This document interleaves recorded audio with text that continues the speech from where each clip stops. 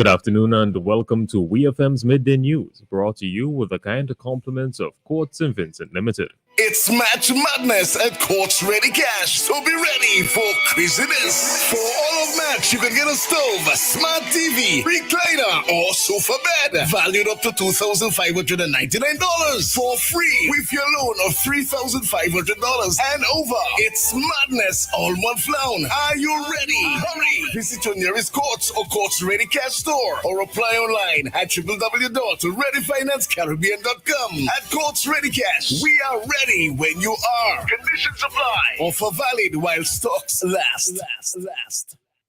Welcome back to WEFM's Midday News, brought to you with the kind compliments of Court St. Vincent Limited. I am your presenter, Rajiv Providence. First, on the local scene, the three new market buildings built by the government last year with the intent of housing Kingstown's vendors are set to be occupied soon, as a list is being compiled by the town board to determine which vendors will occupy the buildings. This is according to Minister of Urban Development Julian Francis, who at the same time discussed the future of vending in Kingstown as well as in the Annisvale area. We hear more from Minister Francis. No more will be allowed. No more will replace them.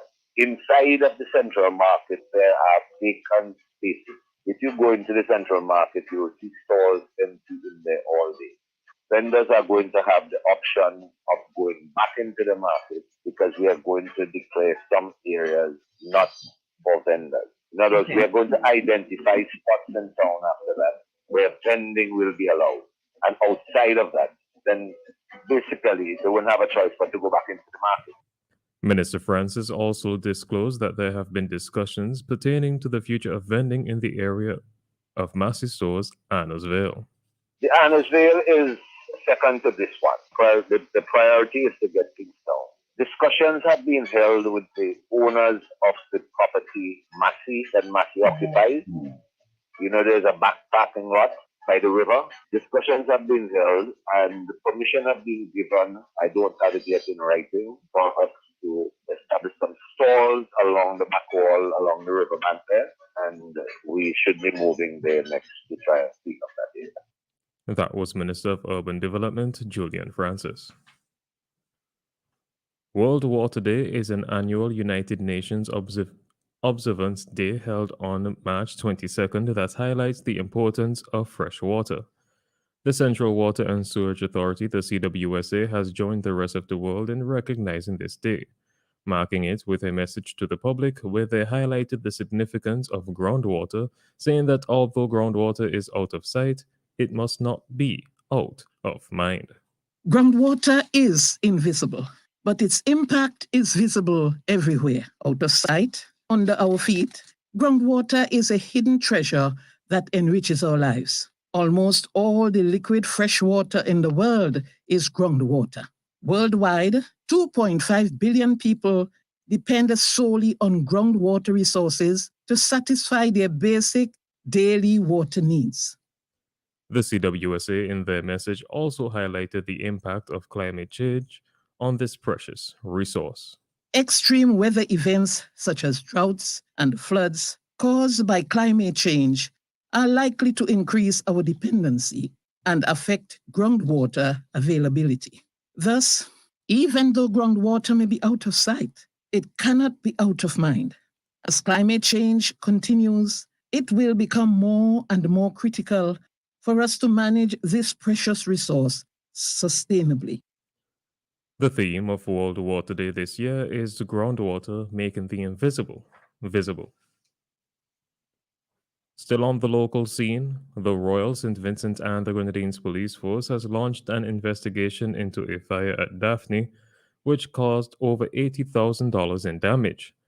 According to an official release from the Public Relations and Complaints Department, the fire, which took place on Sunday, March 20th, destroyed a 16 by 18 foot, two-bedroom board house and its contents valued at $88,100. Preliminary investigations revealed that on the day of the fire, Andrew Woods, 42-year-old laborer of Daphne, was reportedly cooking on his gas stove. He later left the house and went to do some work in the yard. Woods claimed that on his return to the house, he saw smoke and fire in the kitchen area. He then attempted to put out the fire by using a water hose but was unsuccessful.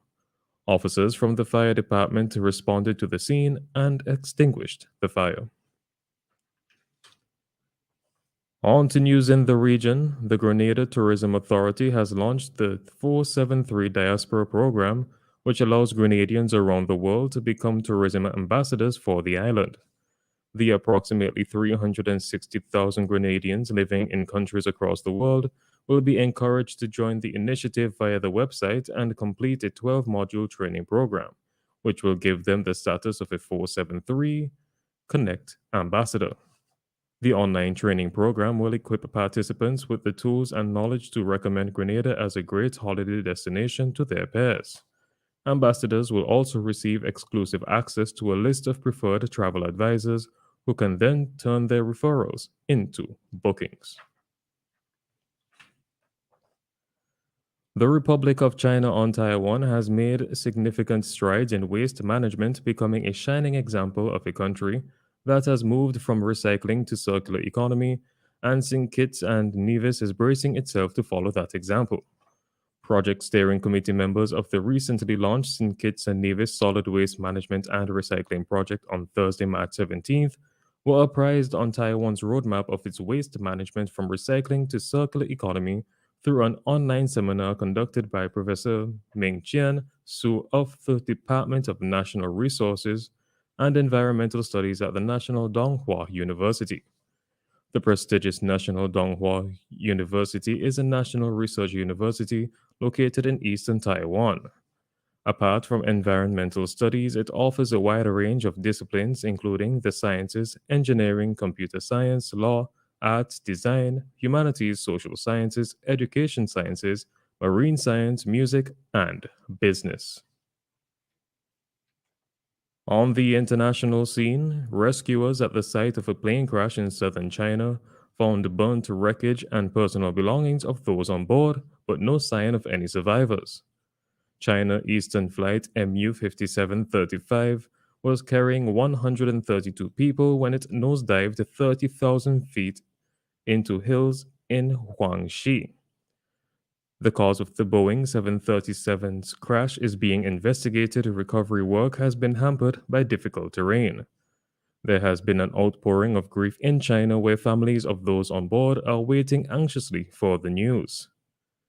Although the search for survivors is continuing, there has been no word of anyone being found alive, while neither local media nor the authorities have reported any finding of human remains. And finally, in sports, three-time golf champion Phil Mickelson is set to miss the Masters next month for the first time in 28 years.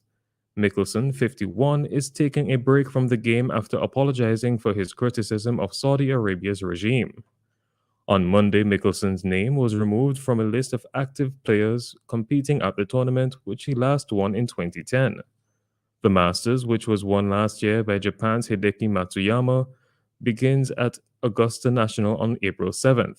Mickelson, the US PGA champion, was involved with a Saudi Arabian-backed golf series but faced a backlash for comments he made in November to writer Alan Shipnuck. This has been WEFM's Midday News. I have been your presenter, Rajiv Providence. Join us again at 3 p.m. for WEFM's 3 p.m. News. WEFM's Midday News is brought to you with the kind compliments of Courts St. Vincent Limited. Love our style at Quartz Optical, Toscana, Ray-Ban, Armani, and much more with up to 75% off selected frames. Buy that frame and pay nothing for 30 days. Book your eye examination online today on www.quartzoptical.com. We've got the frames you love only at Quartz Optical. Value you can see. Special conditions apply.